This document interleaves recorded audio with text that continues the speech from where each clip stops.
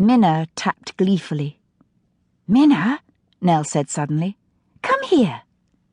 She pointed to the keyboard, and Minna hopped down. Blink, plunk, went the harpsichord keys. "Thrum," hummed Minna. "That's right," said Nell. "Dance, Minna." The little dragon started tripping up and down the keys, delighted with the sounds her feet were making.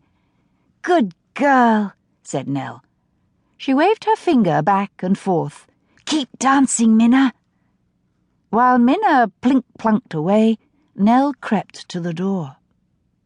"Surely you're convinced now," Lady Fidelia was saying. "You must give Arnelle a chance, sire." Nell scrunched up her forehead. "A chance? A chance at what?" "And I tell you that's nonsense," bellowed Lord Tamon. "Can you imagine a wizard named Nell? The keeper is a wizard, not a witch." "True," said Lady Fidelia. "But there's something special about Nell. You saw the way she controlled your wand. I dare say she displayed more courage than you." Nell smiled. Lord Tamon must be seething. He was actually her cousin, son of King Einer's older sister, and the previous Grand Court wizard who had died defending King Einer in battle. Out of loyalty, King Einer had appointed Lord Tamon to succeed as Grand Court wizard, even though the boy had been rather young and inexperienced at the time. Lord Tamon was older now, but still relatively inexperienced as a Grand Court wizard. "Of course there's something special about Arnelle," King Einer was saying. "She's my daughter, and her mother was Queen Alethea, one of the most accomplished witches the world has ever seen. That is a powerful combination. But Nell can't be the promised one.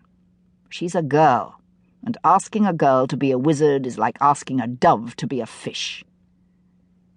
"Who is this promised one they're talking about?" Nell wondered.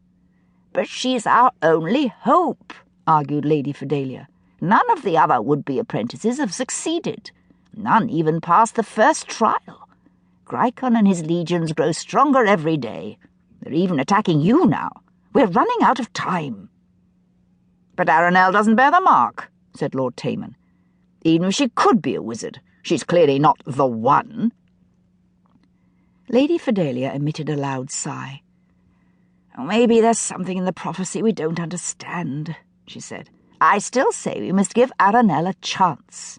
"Enough," interrupted the king. "Give me that book. I'll have no more of this nonsense. Do you truly expect me to send a helpless child out to do battle with the likes of Gricon?"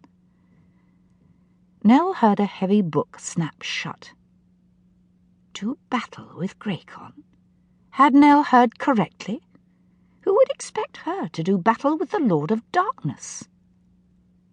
"The king is right," said Lord Tamon. "If she bore the mark of the dove, then perhaps the matter might merit further discussion. But since that is not the case is closed," put in the king, "and that's the end of it." "I still think," Lady Fidelia began.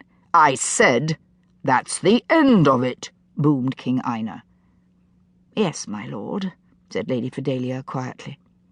Footsteps approached the door. Quickly Nell ran over and sat down at the keyboard again. She shooed Mina back up to the top of the harpsichord and resumed playing.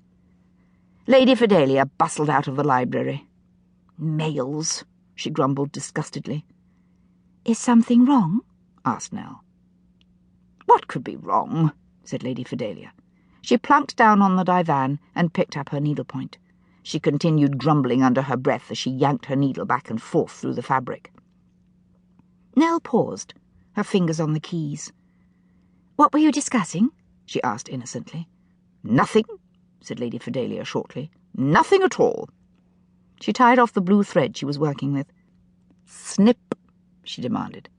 A pair of scissors lifted off the table and came over and snipped the thread. "Now red," she said, and a piece of red floss floated up out of her sewing box and threaded itself through her needle. The door opened again, and King Einer strode out. "Hello, father," said Nell. "Is everything all right?" "Everything is fine," said the king, looking pointedly at Lady Fidelia. Then he turned to Nell.